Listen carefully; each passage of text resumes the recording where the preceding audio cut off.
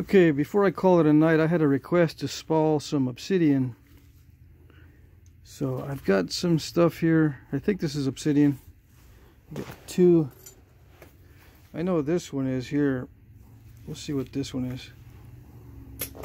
I don't know if it's dacite or obsidian. I normally don't spall obsidian until I want to make an arrowhead. And then I'll look around for the size I want and just put the node or the nodule back. But this time I'll break these up just to show it on video. And the reason why I don't like spalling obsidian is because it's extremely sharp, right? And if I leave it in the lawn, believe it or not, birds flip it over looking for insects, and these flakes travel and they end up in places where people are stepping. I could eliminate that by putting the flakes in the bucket or something, but I'm just too cheap to spend the money on buckets, I guess. All right.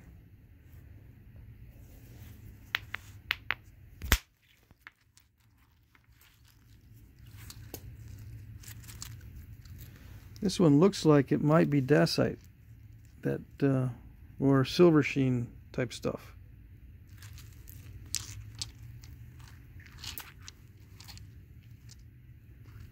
So there's 3 small arrowheads. I don't really spall for size. The nodules I have are too small for that. They're not regular enough. You know, they're not shaped in a nice way for me to be spalling off nice consistent sizes. So I'll just collect a bunch of different sizes. But the way I spall obsidian is a little bit different than chert or flint. Just because I can be more careful with it, and it's more predictable when you spall, but it also breaks up more easily, so I got to be more careful. It's easy to spot where I want to hit, but I got to examine the area quite a bit, because I really don't want those flakes to break up. I want to, you know, preserve a nice long flake. You know, as long as possible. Some of you obsidian experts will know what this is. I think this is silver sheen. I got a bunch of spalls from a guy who just mixed them together and wasn't sure what they were.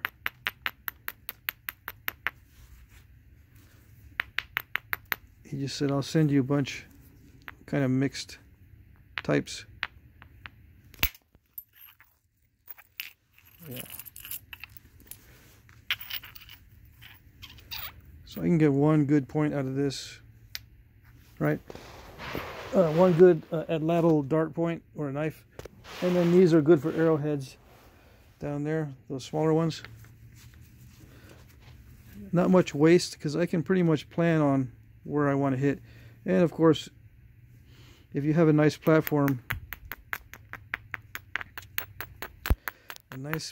area, it helps too. Doesn't take much.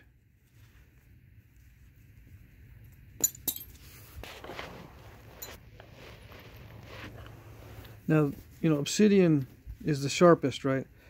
This can be a backed knife, what they call a backed knife. It has some of the cortex on the back, and you can use this for hides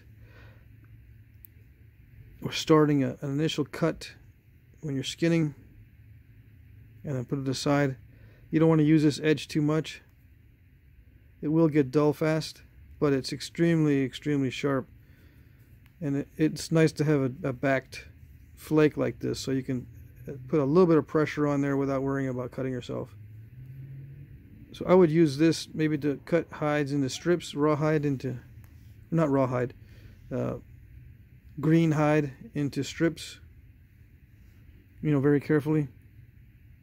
It's a lot easier to cut a green hide than it is to cut rawhide, but you need a very sharp tool.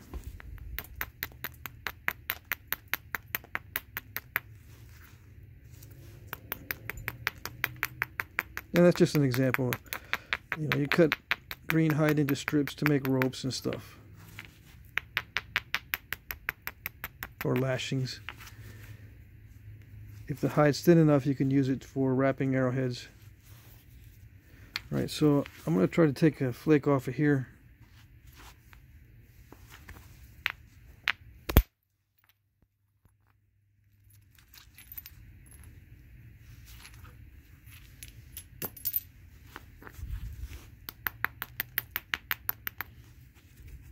I could have kept going on that side, but I want to see what I have. It looks pretty good. I don't see very many cracks. Alright, so if I continue on this side, I might be able to get a big long flake on this portion here.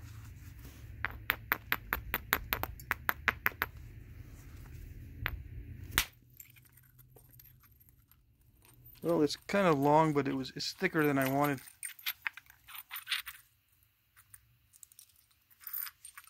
But they're still both good. This one's good. That one's good, just a little challenging.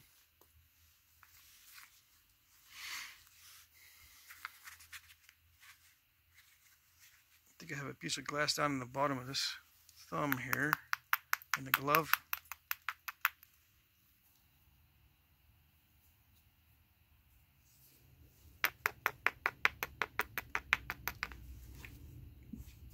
Okay, so you gotta watch it because this edge is concave. I really should take it back more.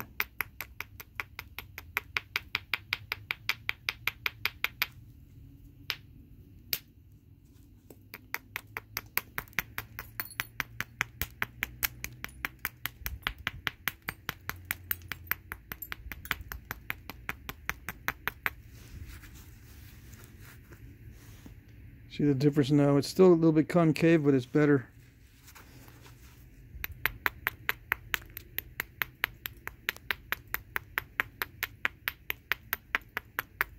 And I'm just brushing.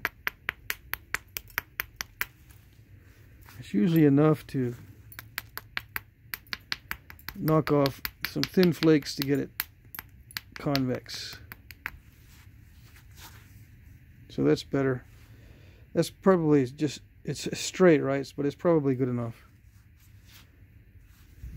And this is slightly scooped out, so it's good to have it slightly scooped out. Let's see if I can run another long flake.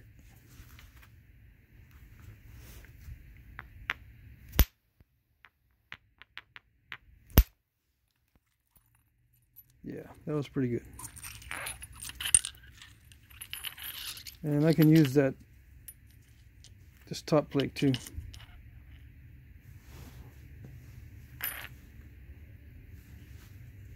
Knife for a little dart point. Now, when you take off a big flake, you know, you get a big old flake scar.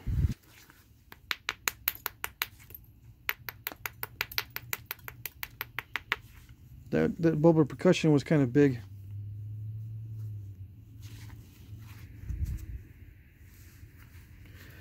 I got to decide if I want large pieces or small pieces. It's easy to get small pieces off of this. If I want a large piece, I might hit this and take off a lot, but it's kind of narrow, you know what I mean? I could take a long one. I normally don't work long pieces of obsidian. I usually make small arrowheads from obsidian.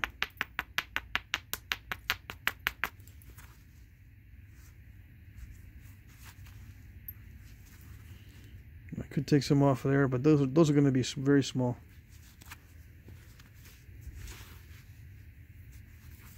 Yeah, of course I could continue off of this edge. This is a very nice edge. And then let's see.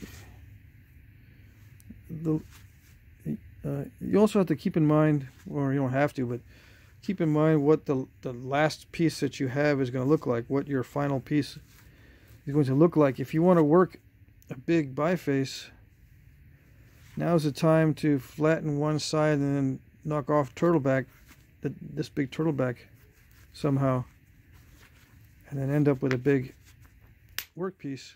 But then you have irregular little flakes or spalls coming off the other side. So you make a decision whether you want a lot of flakes like this, or you want to stop and develop this into a biface by flattening one side and then removing the turtleback. So I don't know.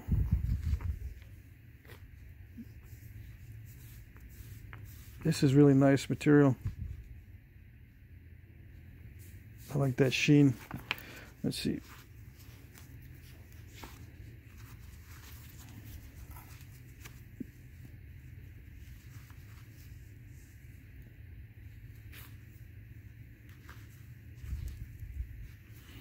I really don't know what to do with it. There's so many choices. I could hit here, take off a lot of this nasty stuff, maybe develop this biface.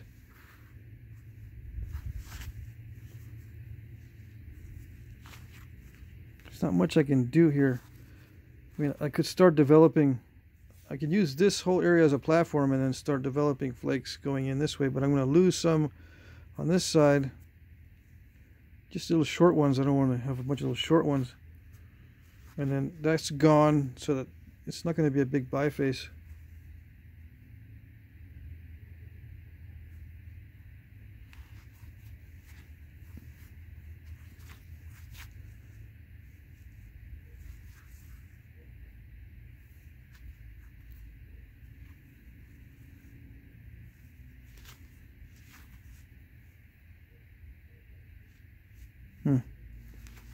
Okay, I'm just going to go ahead and do whatever.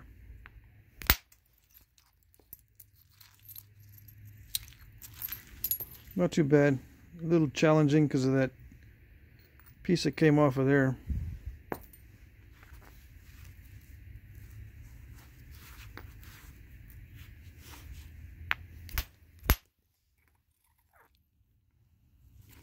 Okay, so I decided I wanted to develop that biface. Took off that big chunk. This will be kind of challenging, but I can get another biface out of this if this is not too cracked. But this is the main one.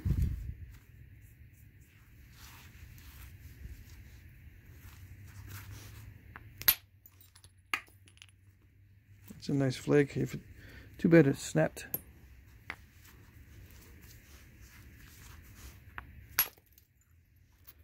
That's what's nice about Obsidian. You could take off huge clunky pieces that you don't need fairly easily. It's much more difficult to do that with flint or chert.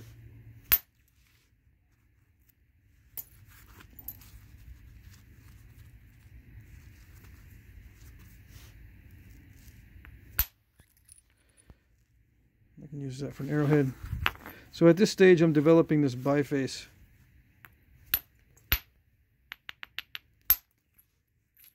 I'm taking off arrowhead sized chunks, trying to be conscientious about how large of the pieces I'm taking off. I want to try to get as large as possible. Those are okay, but they probably have cracks in them. Let's see. So I might not be able to use those, but there's still plenty of little tiny pieces I can use for some of those Southwest arrowheads that are very, very tiny. You know, like less than a ½ inch long.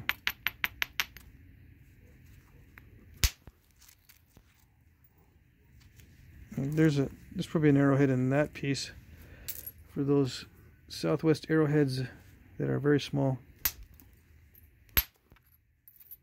That's not bad.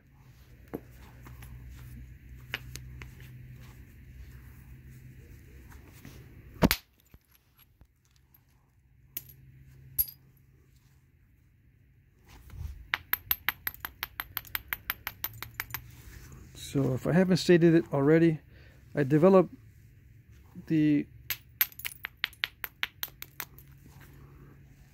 I spall Obsidian opportunistically and kind of go with what it's giving me. I want to capture this biface here. But in the beginning I was just taking off opportunistic flakes so I can get some nice snapping material for regular size arrowheads. Not too small, not too big. I do have some spalls that are at ladle point size or knife size.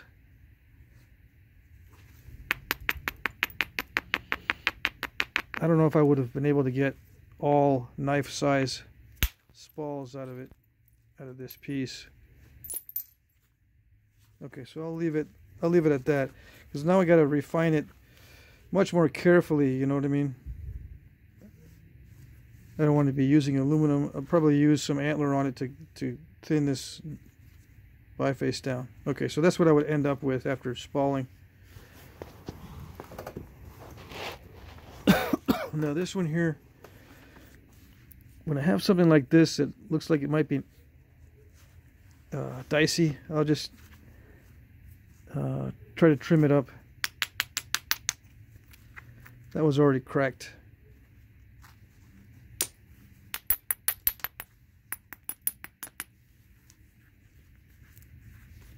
Try to figure out where I can get a biface out of it.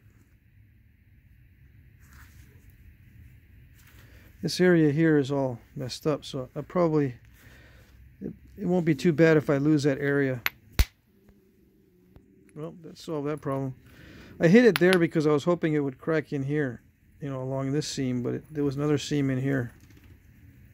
So I can probably make a point out of this, although there's a defect in here.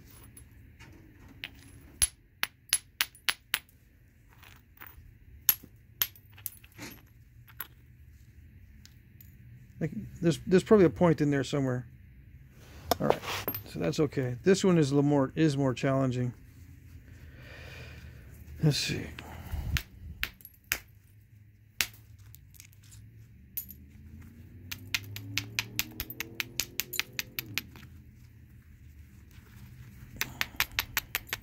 I'm trying to get rid of this turtle back here.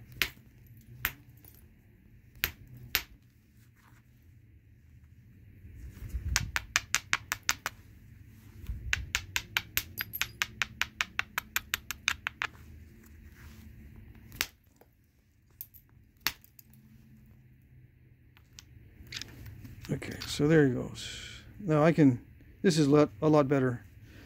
I don't know if I can use this one, but I can certainly use this one.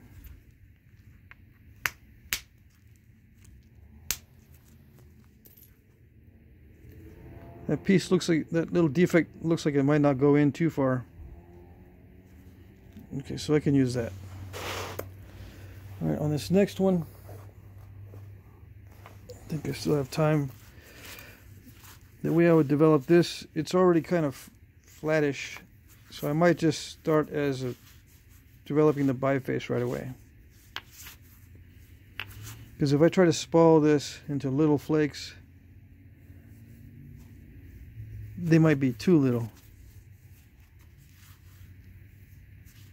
And, you know, instead of having a bunch of little ones, I would have, you know, maybe still a bunch of little ones, but end up with a big biface to develop at the end.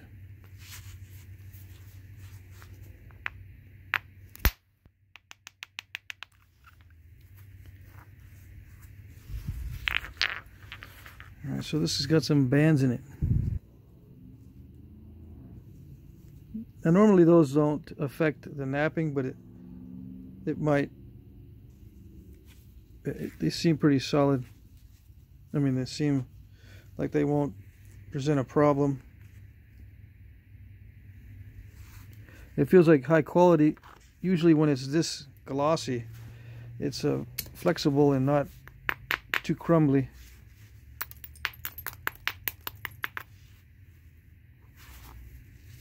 It is a big bulb of percussion though. Let's see. This is knapping a lot like regular glass. Whereas the other one napped more like, a little bit more like dacite.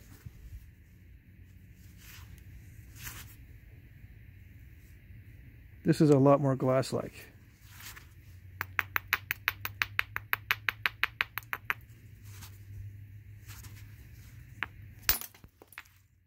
Yeah, it's tougher too.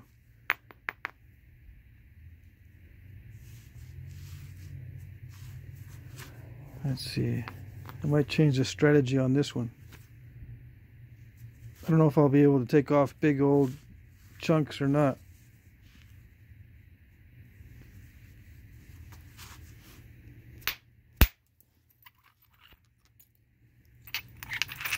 That would have been nice if it was a solid piece, but I can still use these two.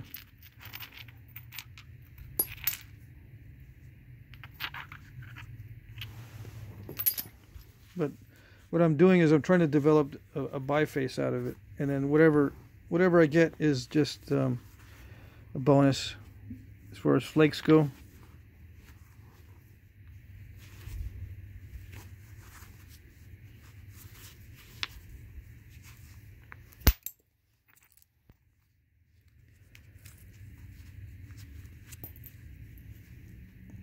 I can use these big old spalls.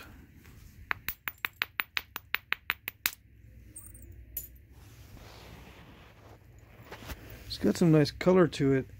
Can't see it, but it's a brownish.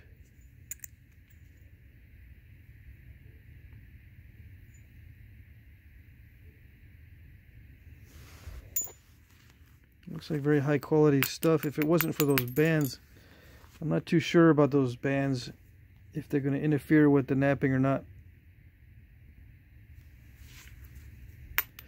I have worked some stuff similar to this, but it had little pockets.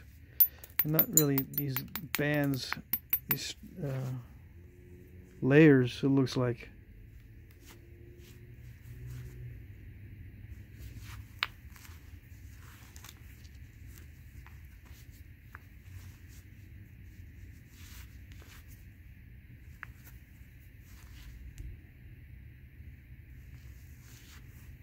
It'd be better if I skinned off the other side. Now that I've got most of this side skinned off, try to skin off the other side.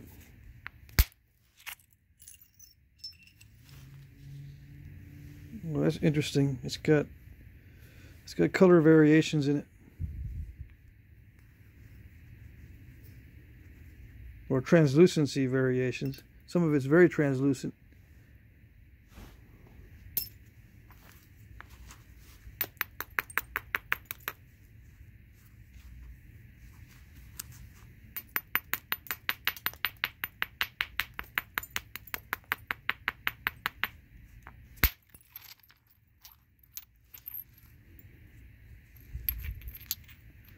Yeah, I can use these two pieces. I think the layers might present a problem in some areas. See that? That's part of a layer there. I mean, that's definitely a layer. So a portion of that layer is going to be in here. It looks like it might be an issue.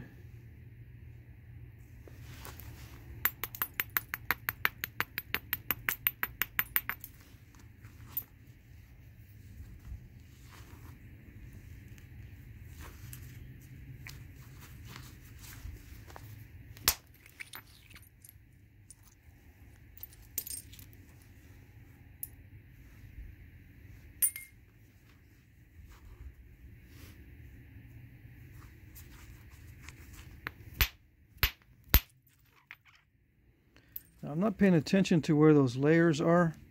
I'm just looking at platforms. So I could be knapping some of these platforms in a counterproductive way. I might be able to be better off if I pay attention to the layers, but it seems like it's going to be too difficult to do that.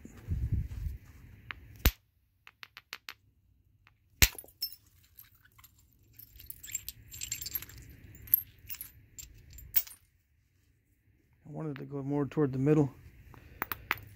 Yeah, the flakes are not as predictable as they are on the other one.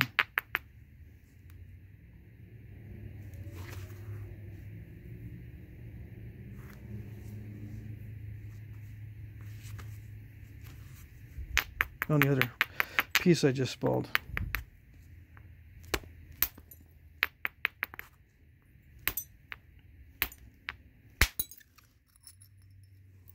Nice. So if I pay attention, I can probably get some nice layering effect if I just hit it so that I'm going you know, diagonal to the layers instead of going with the layers or directly across. Go kind of diagonally.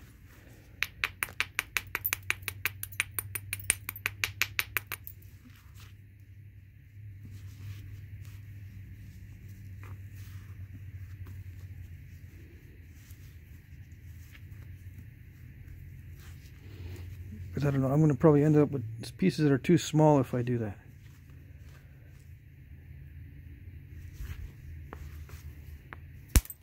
So I'll just try to make a biface.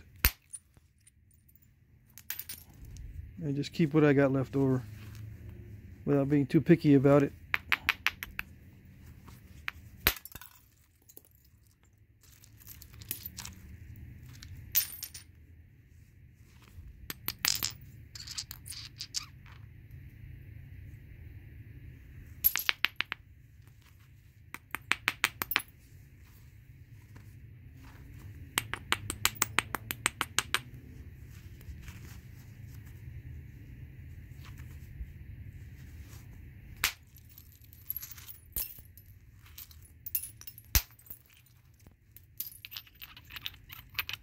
So that one, let's see, not sure what happened with that one. But it reversed itself.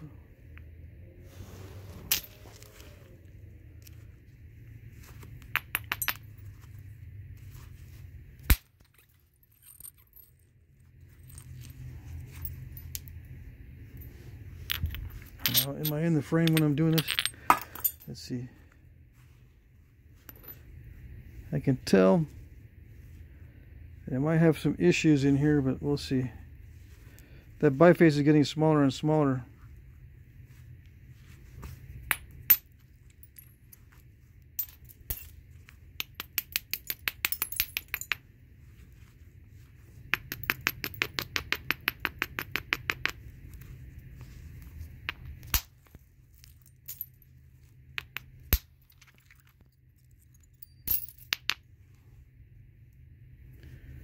Yeah, the layers are creating a weird effect. I don't know if you can see.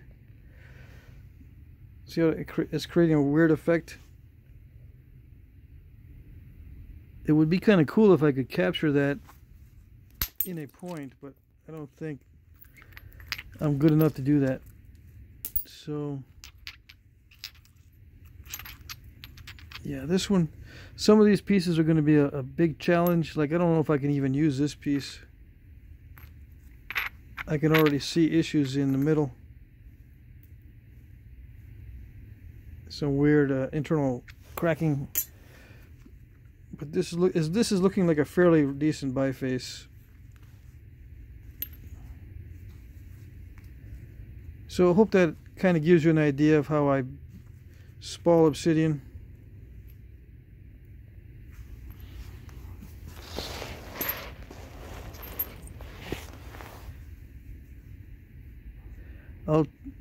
I'll clean it up and take out all the little tiny pieces, but I'll save some of these chunks that I can't nap into arrowheads, and they can be used as scrapers or just cutting tools.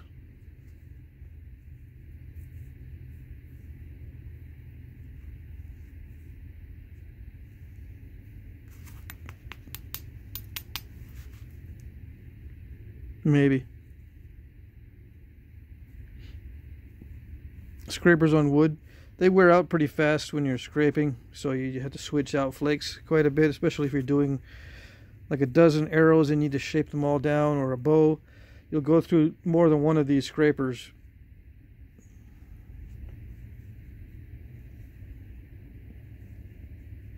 This edge is good for scraping right there.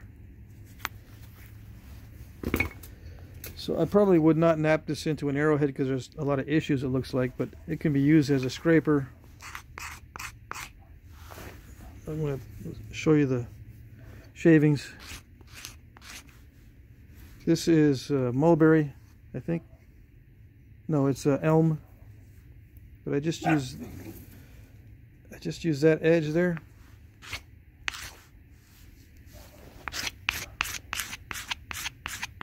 It's pretty fast work, okay? You can actually do, you know, a 4-shaft pretty quickly. This is dried elm.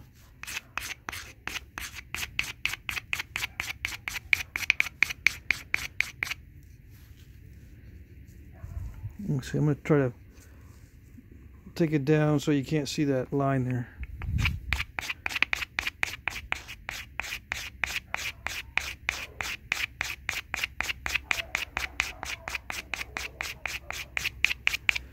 It didn't take very much to get down to about, I think that was a 32nd of an inch. It just takes a few scrapes. But you get the idea. But they get dull after a while. After, I don't know, 30 minutes or so, and you have to switch out the flake. Okay, hope that helps.